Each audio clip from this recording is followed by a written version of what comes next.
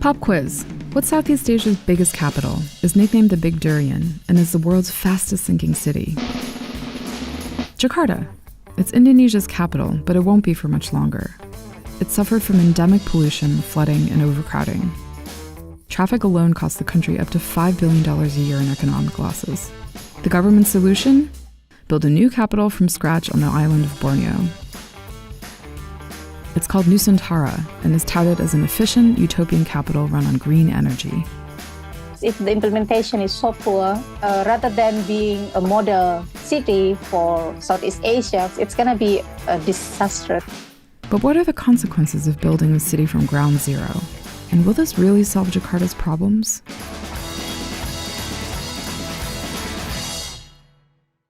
Before we drone dive into Nusantara, we've got to understand what's going on with Jakarta. The city is literally sinking at a rate of up to 25 centimeters a year in some areas. Some researchers say that a quarter of the city will be underwater by 2050. The biggest problem is that Jakarta is pumping way too much groundwater. More than 60% of the population relies on groundwater wells. This is actually a legacy of colonialism. When the Dutch colonized the city in the 1600s, they named it Batavia and built it with a system of canals that aimed to reduce flooding, but also to segregate the population. They used unbridged canals to separate ethnic groups and create a colonial system of social stratification. This was typical of colonial urban design, and you can find it in many cities in India as well, like Calcutta, Kochi, and Chennai. Jakarta was a little Amsterdam in the colony at that time. This is Eka Parmanasari, a professor of urban design at Monash University in southwest Jakarta. They create the wall, they create all these canals, but they forgot that Indonesia is a tropical country. In short, Southeast Asia is not Northern Europe, and the canals didn't work. They got clogged by sedimentation from irregular water flow, and the stagnant water spread disease. The Europeans moved their settlements further south, and eventually developed piped water for themselves, leaving the majority of Batavia with groundwater wells. This colonial infrastructure remained even after Indonesia's independence in 1945.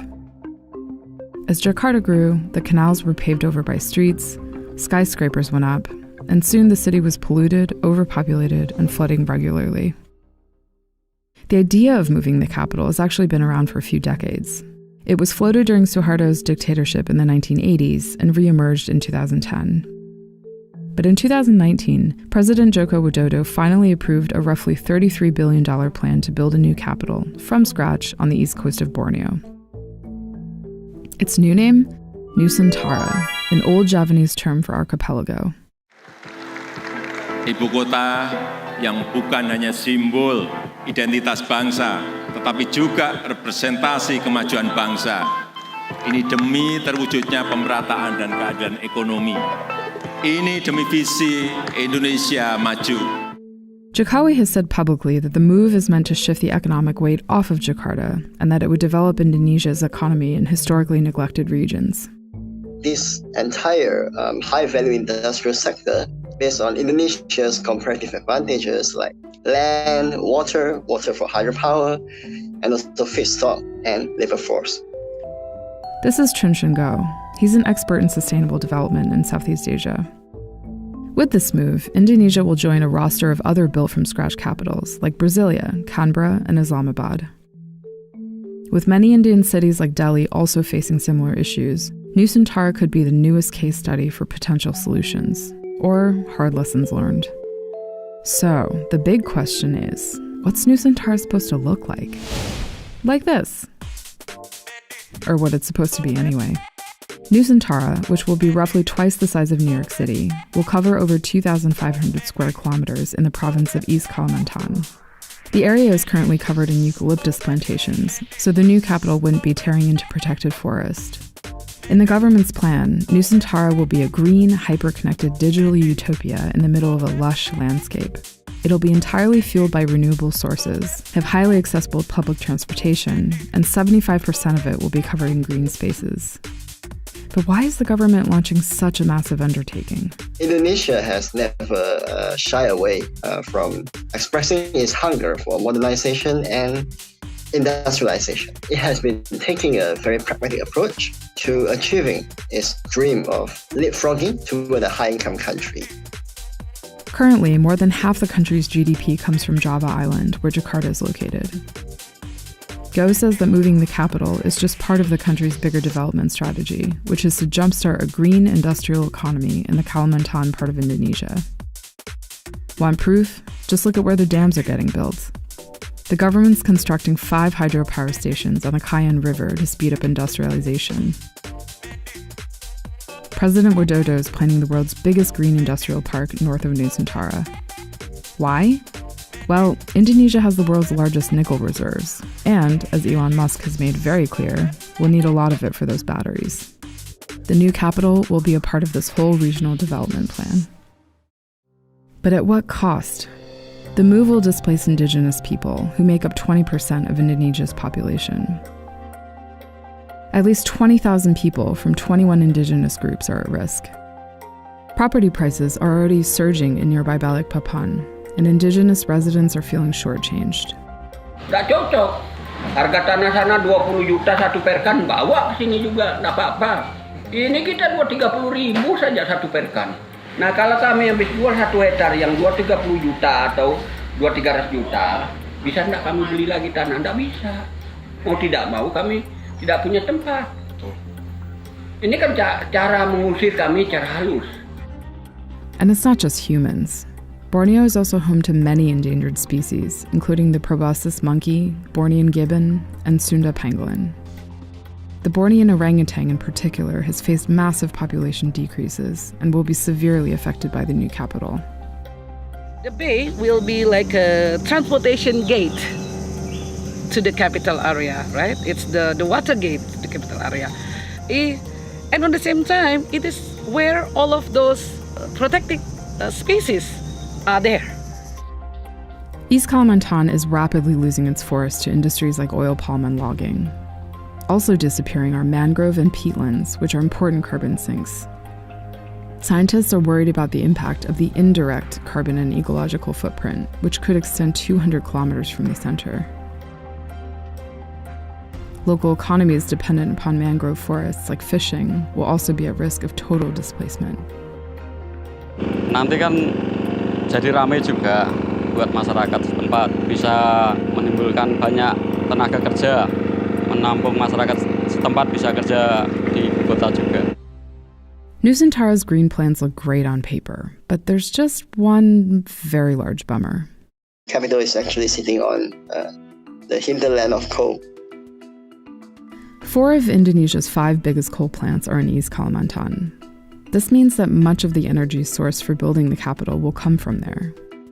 This could spell disastrous pollution for the area and raises eyebrows about how the capital will fulfill its promise of zero emissions by 2045. If you're talking about you're building a green city, you need to address the emission from construction materials as well. Speaking of which, only 11.5% of Indonesia's national energy is currently renewable. The government has included solar and wind in its plans for Nusantara, but what's the concrete blueprint of its energy scheme? No one knows. Everything is quite uncertain when it comes to Nusantara, but it will be quite natural to consider the resources they have, like this hydropower and the coal power plants to power the city.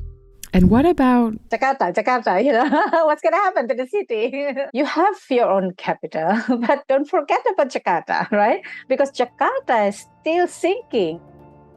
The government has made many attempts to fix Jakarta's chronic problems to no avail. It's tried cloud seeding, taxing groundwater usage, and developing alternative sources. But these solutions require massive capital and stringent implementation, which haven't happened. The only working strategy right now is a massive $40 billion project to upgrade the existing seawall in the shape of a mythical bird called a Garuda. And guess who's back in the picture for this? The Dutch government, interestingly, the Dutch government built this huge giant Garuda.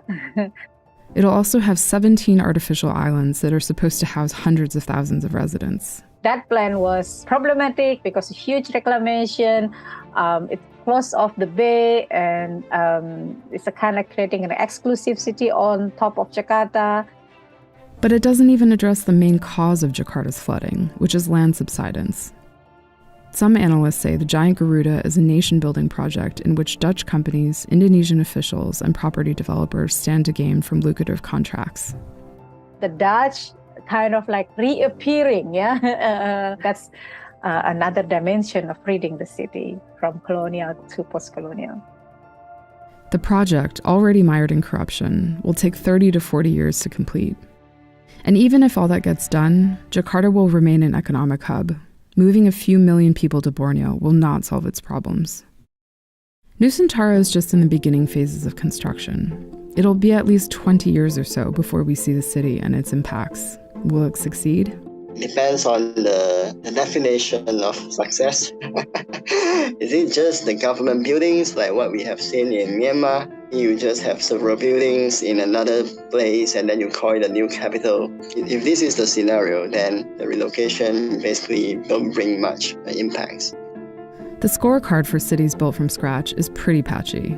Brasilia ended up notoriously segregated. Myanmar's Naypyidaw is mostly a ghost city. And Nigeria's Abuja urbanized fast, but didn't have affordable housing for residents, creating slums. And don't forget New Delhi. The British Raj made it India's new capital in 1911 after moving it from Calcutta. Today, the city faces the world's worst air pollution. New capitals are often post-colonial nation-building projects. They start out with lofty utopian goals, but often fall short of them, and always come at a steep cost to the environment and locals. The government has to be very careful with that. And the first thing is they have to understand when the decision makers, they're not aware that there are some hidden impacts that they can't see. It ends up that it's only for the political agenda, it's not going to work. A good city is a city for all. It's an inclusive and there is a life, there is a soul within that city. Indonesia is not the only country planning a new capital right now. Egypt, South Korea, and Equatorial Guinea are just some of the countries planning or already constructing new headquarters. What about where you are? Tell us in the comments below and make sure to hit like and subscribe. We've got a new video coming at you every Friday. See you next time.